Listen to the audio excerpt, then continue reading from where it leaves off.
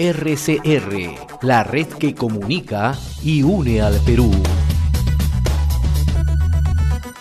Y hasta ahora vamos a establecer comunicación y le agradecemos la amabilidad, la gentileza de la doctora Cayetana Arjovín, presidenta ejecutiva de la Sociedad Nacional de Pesquería, con RCR, Red de Comunicación Regional. Doctora Arjovín, qué gusto saludarla. Tenga usted buenos días, muy amable. No, muchas gracias por la invitación, encantada, José. A ver, entremos un poco en términos de analizar cuál es la situación del sector pesquero en la reactivación económica, ¿no? En el último mensaje a la Nación, el presidente de la República decía que era uno de los sectores que mejor iba avanzando en el tema de la reactivación. ¿Cuál es la evaluación que se tiene? Se ha completado con toda la cuota asignada por el Ministerio de la Producción, ¿no? En los niveles de producción, etcétera, ¿no? Mira, el sector pesquero fue un sector que nunca paró, a pesar de la pandemia, tanto lo que es la pesca de consumo humano como la pesca industrial. Cuando llegó la pandemia y la cuarentena, nosotros nos encontrábamos en veda justamente, pero tuvimos que prepararnos justamente para poder hacer frente a la que sería la primera temporada de pesca.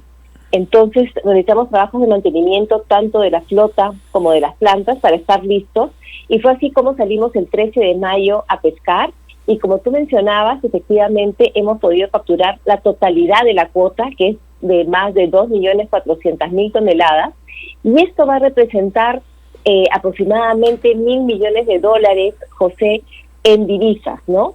Además de toda la reactivación que también representa la pesca, justamente por las remuneraciones que paga a sus trabajadores y por todo el encadenamiento que genera la pesca cuando está operando, ¿no?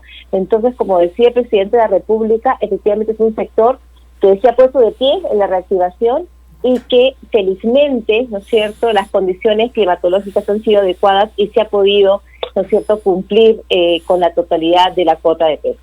Ahora, ¿qué porcentaje labora en estos momentos de el sector que habitualmente se ocupa en la pesca? En lo que es sector industrial, que es a lo que nos estamos refiriendo, que es el que pesca, ¿no?, anchoveta para lo que es harina de pescado, hemos estado trabajando con el 80% de nuestros trabajadores, porque tenemos un 20% que es personal de riesgo, ¿no?, que es grupo de riesgo que ha tenido que permanecer en su casa justamente para, ¿no es cierto?, porque era vulnerable al coronavirus. Pero si retiramos lo que es personal de riesgo, el 100% de los trabajadores han estado trabajando, ¿no? Ahora, ¿qué tan importante en esta situación, doctora Cayetana Arjovín, es la aplicación de los protocolos de bioseguridad? Se lo pregunto porque mucho énfasis se está poniendo, ¿no? Primero, ¿no?, en brindar todas estas consideraciones, todas estas condiciones, ¿no? Pero el papel que tiene, en este caso, el sector pesca y también la actividad privada, ¿no?, que le ha puesto bastante énfasis para la aplicación de estos protocolos, ¿no? Mira, para nosotros la salud de los trabajadores es la salud de la operación.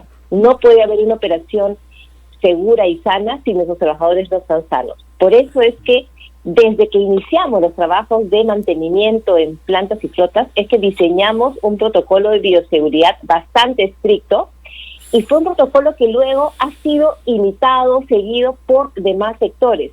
Porque cuando nosotros elaboramos, el Estado no había emitido ningún protocolo de bioseguridad. Fuimos los primeros en alcanzarle una propuesta al Ministerio de Producción y Ministerio de Salud, que fueron aprobados justamente y que los pusimos en práctica con lo que era los trabajos de mantenimiento en flota y planta. Y lo que es importante es que además decidimos contratar a un tercero para que audite estos procesos, ¿no? Bien importante un tercero que pudiera estar vigilando que estuviésemos cumpliendo al 100% estos protocolos, porque estos son los que nos iban a garantizar la salud de los trabajadores y por tanto la salud de toda la operación. Luego esos protocolos de bioseguridad fueron ampliados para lo que era ya una puesta en operación. Pero como mencionaba, han sido los primeros protocolos y sobre los cuales se han basado muchos de los demás sectores, ¿no?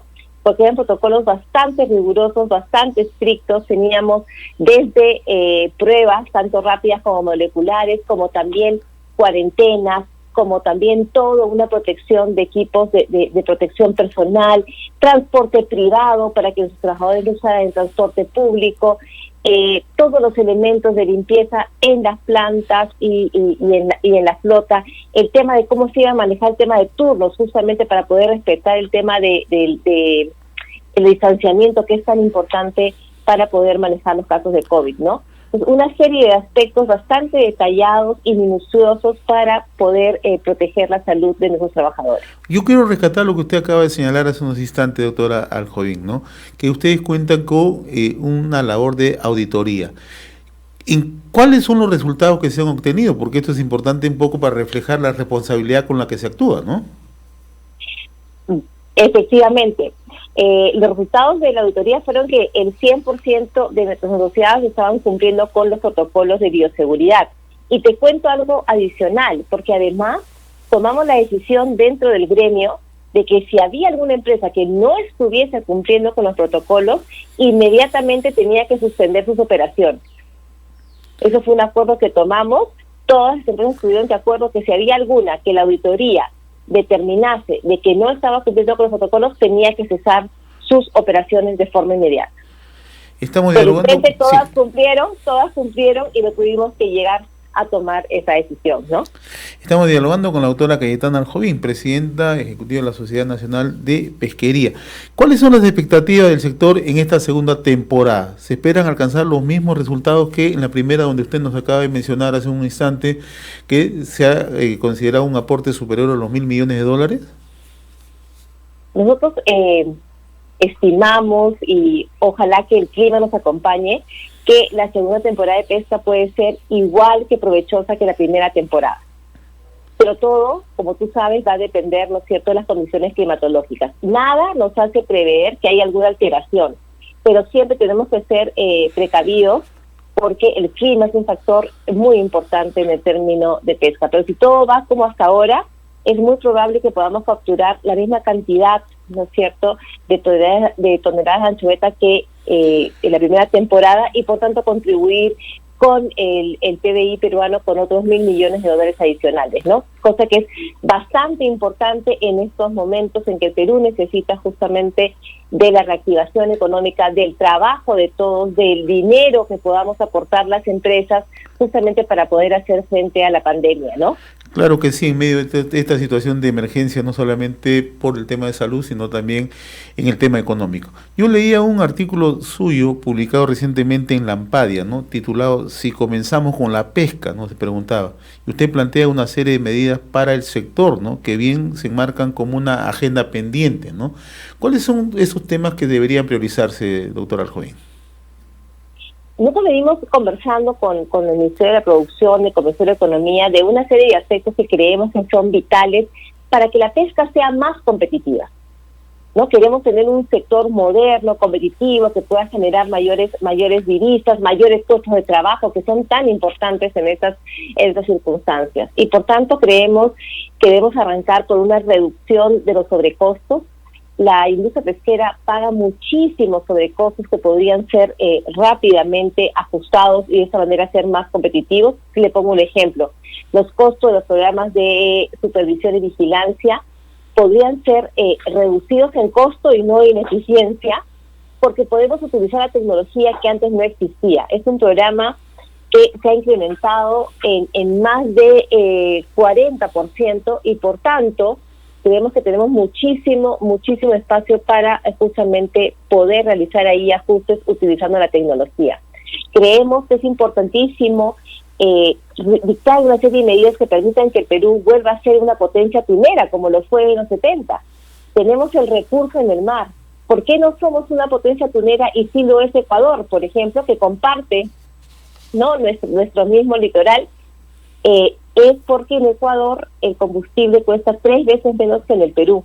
Entonces creemos que tenemos espacio para justamente poder equilibrar la cancha y poder tener un combustible más competitivo, y de esta manera desarrollar esa tunera, sobre todo en el norte del Perú, que ha sido tan golpeado no solamente por la pandemia, sino también por el fenómeno del Niño costero. Con esta medida podríamos generar más de 70.000 puestos de trabajo en 5 años, y también producir más de 1.000 millones en divisas y tener capturas por el orden de las 100.000 toneladas, cuando hoy solamente pescamos 10.000 toneladas, ¿no? Es muy triste que el Perú, teniendo el atún en su mar, tenga que estar importando atún tailandés y que los niños del programa Caliwarma coman atún tailandés en vez de estar comiendo atún peruano, ¿no? Creemos que ahí hay muchas cosas por hacer.